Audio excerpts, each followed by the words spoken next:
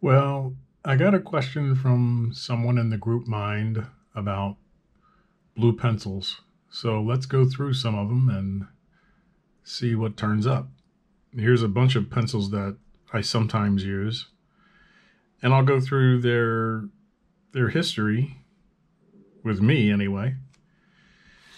So when I first got into animation, I was told that in order to do in-between drawings, we had to use this pencil, the Col-Erase light blue pencil.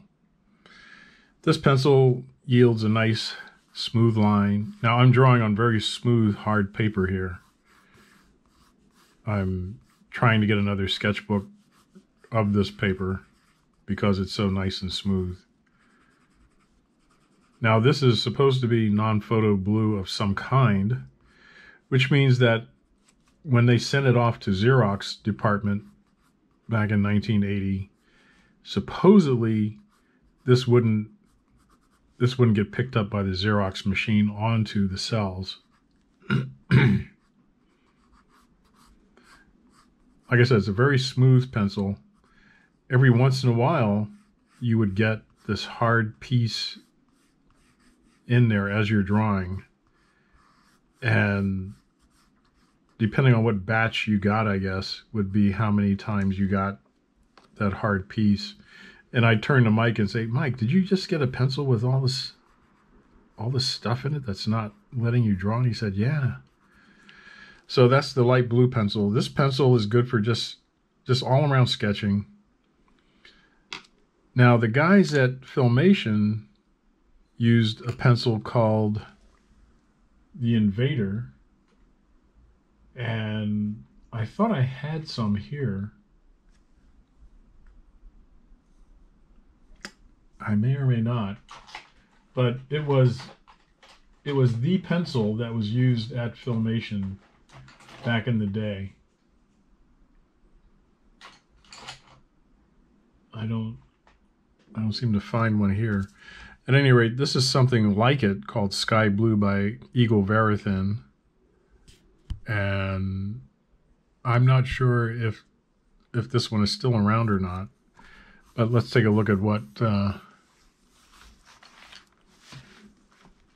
kind of line it makes. And it's a nice smooth line on this really good paper.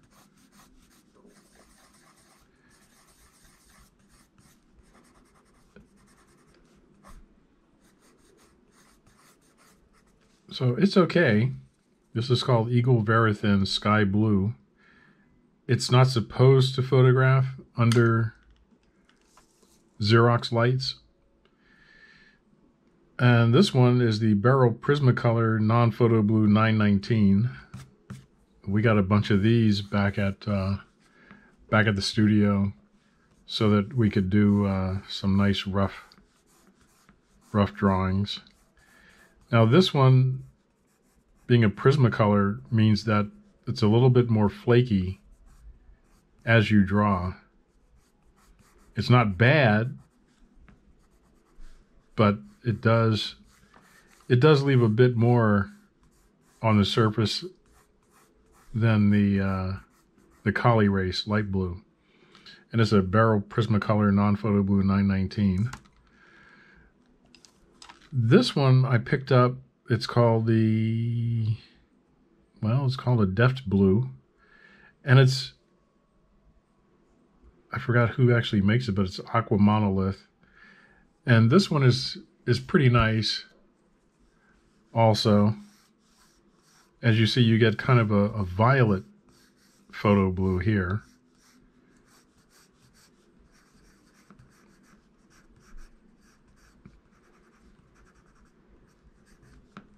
It's not bad. It's very nice. You can sharpen this in the pencil sharpener.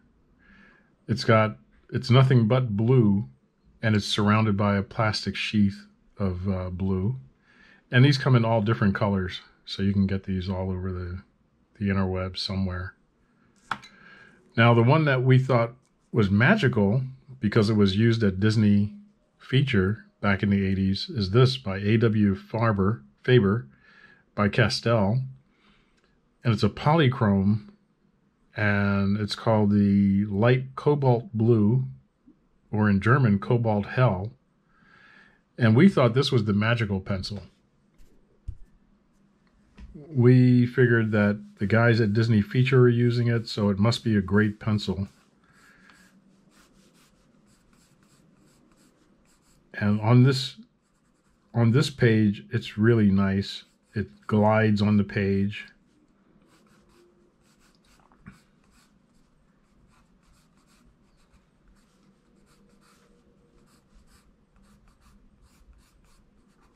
What you're always looking for, what I was always looking for, I don't know what you guys, but what I was always looking for is a pencil that just would just skate across the paper, no matter what I did. So again, this is a Faber-Castell. Now, I got a couple of these from guys that were at Disney, which I was told back in the 80s they were locked up in the supply cabinet at Disney because they were so special. But at one point, my sister lived in Germany, so I got her to get me a whole bunch of Faber-Castell pencils from Germany, which is where they're made. So I have a tiny supply of them. So next on the list is this Col-Erase blue, which is another one that we used back in the days when we were doing the assistant animation on Hanna-Barbera stuff. Now the light blue is 1283, and this dark blue has been renumbered to 20044, which I think back when we were using it, it was something different. I think it was 1286 or something like that. If I had one of the old ones around, I could actually tell you. 1276, that's what it used to be called, was 1276. So here we have the same pencil manufactured by different guys. Sanford took over Col-Erase at some point. Faber-Castell had them at this point. So this is the 1276. And this is the 20044. And they seem to be the same formula.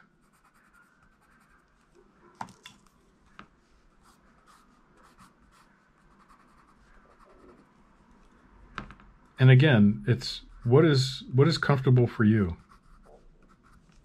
So let's put those aside. This one is a Mongol, and it's Prussian Blue 855 by Eberhard Faber. I don't know that they still make this.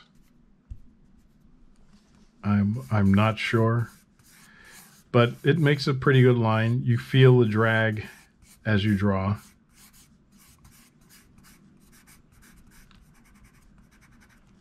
Sometimes what's important is, well, what do you hear as you draw? And if you use this one, the Cobalt Hell, it's a different sound as you go across the page.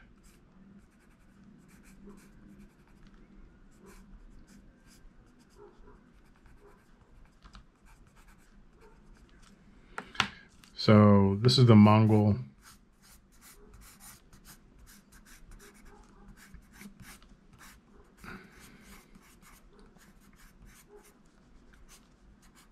It always comes down to, what do you like? You know, it doesn't really matter what it is that I use to draw. It's all about, what do you like? What are you comfortable with? So that's that one. I think this is another Mongol, but this is a dark blue, and this was a Prussian blue. So let's see what the dark blue does. That's not too bad.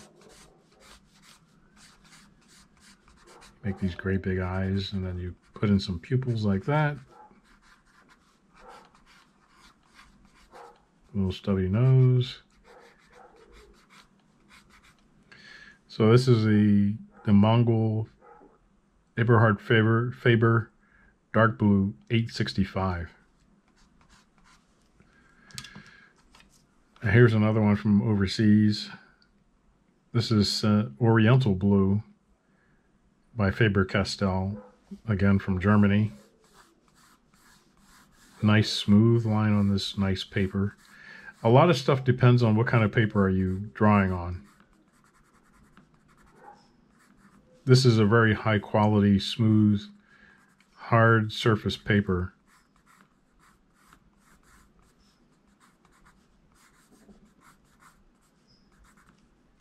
So that's the Faber-Castell Oriental Blue.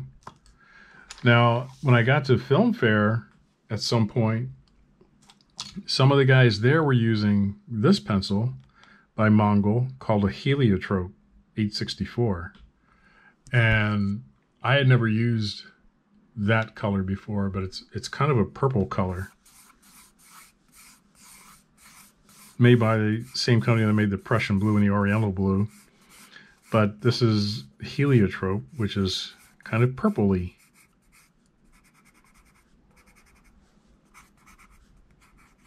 It makes a nice line on the paper. It's good.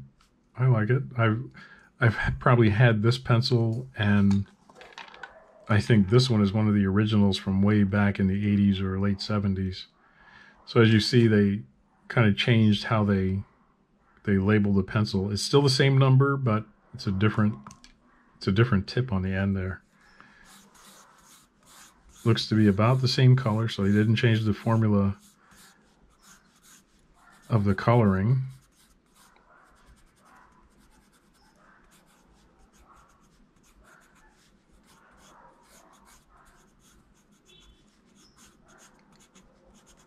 So when you go to the art supply store, a lot of times they'll have some pencils that are pre-sharpened and a piece of paper you can practice on to see if it's the kind of feel that you want.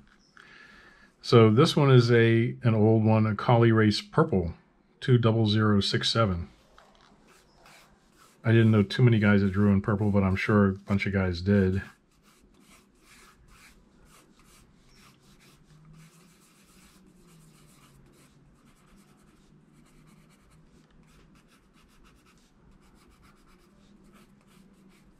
And again, it's a nice feel on this nice smooth paper.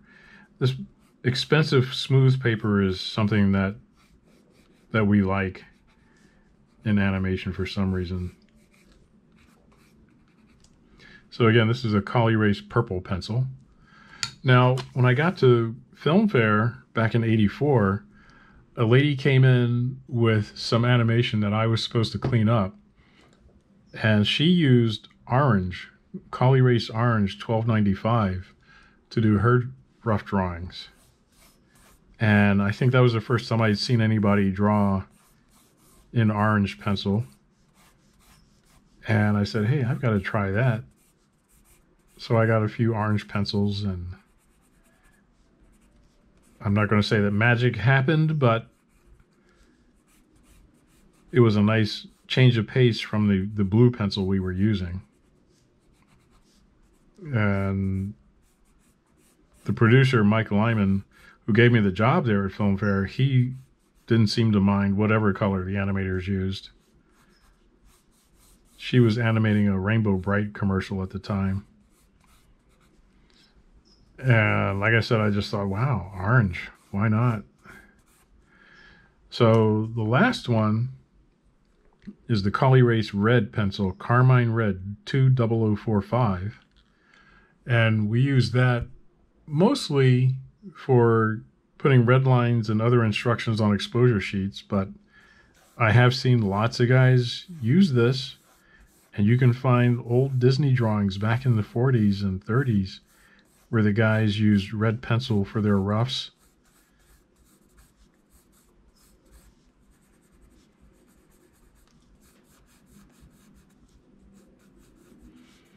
So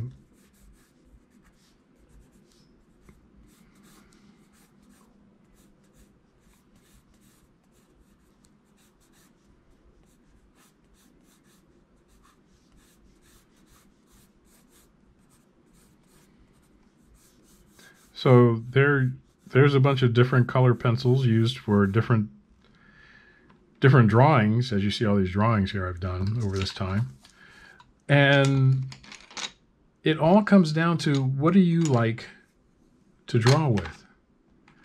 I remember reading an interview with some of my favorite artists from comic books, Bernie Wrightson and Mike Kaluta, and they said they were so curious to see what their hero, Frank Frazetta, drew with. And they actually met him at a comic convention way back in the old days. And they said, God, we were just so waiting to see what kind of magic pencil does our favorite guy use when he's drawing this magical stuff. And it turns out that he and Jack Kirby, my other favorite artist, they would use just a regular Ticonderoga #2 soft pencil, 1388.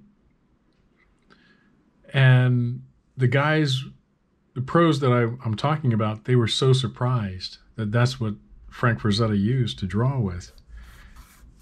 And some of the guys that I like in animation, they would do their roughs just using a #2 pencil.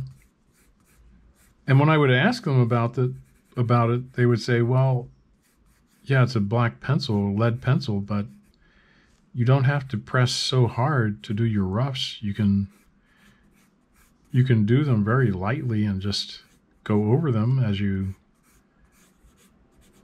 see fit. Kind of like, just draw lightly like this. Do your center line and your eyes.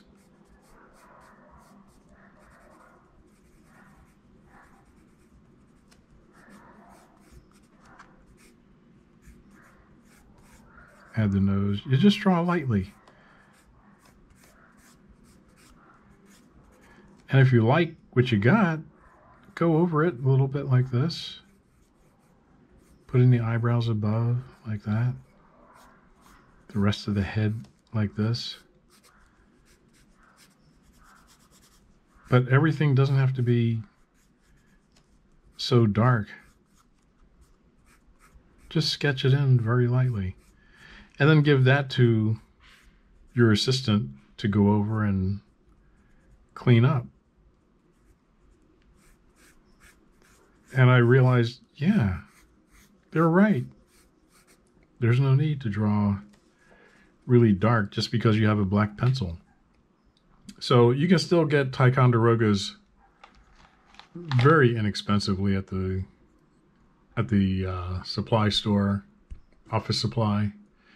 You can also get the Office Supply store makes pencils or some other brands. This one is a Papermate. This one doesn't have a name on it. This one is Office Depot #2 HB. This one just says pencil #2. So you can draw with whatever pencil is comfortable for you. Now, if you buy a pack of just #2 pencils at the store, it's going to be a lot less expensive than if you buy a bunch of Col-Erase. It's going to be a lot less expensive than if you buy a bunch of Prismacolor. And you just draw light. You don't have to draw really dark with the pencil.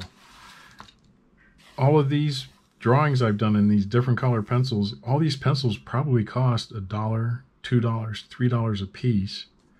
Whereas if you get a #2 pencil and just draw lightly with it, they may cost you, a dime, 15 cents a piece.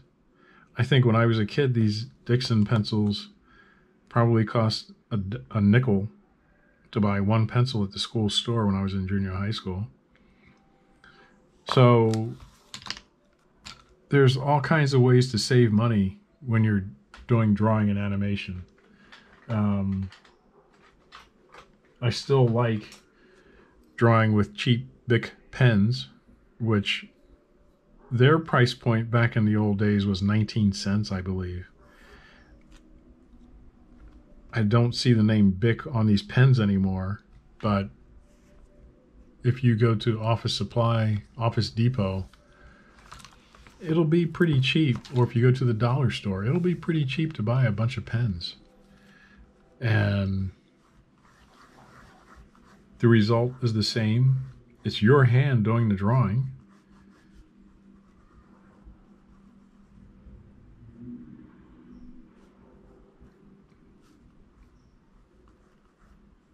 So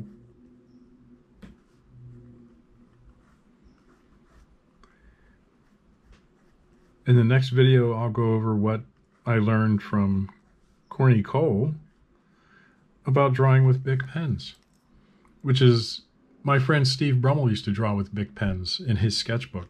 And the first time I saw him do it, I thought, and I asked him, how can you do that? And he said, well, you don't have to press so hard with it. You can make light lines with it and then go over it later. And so I said, oh,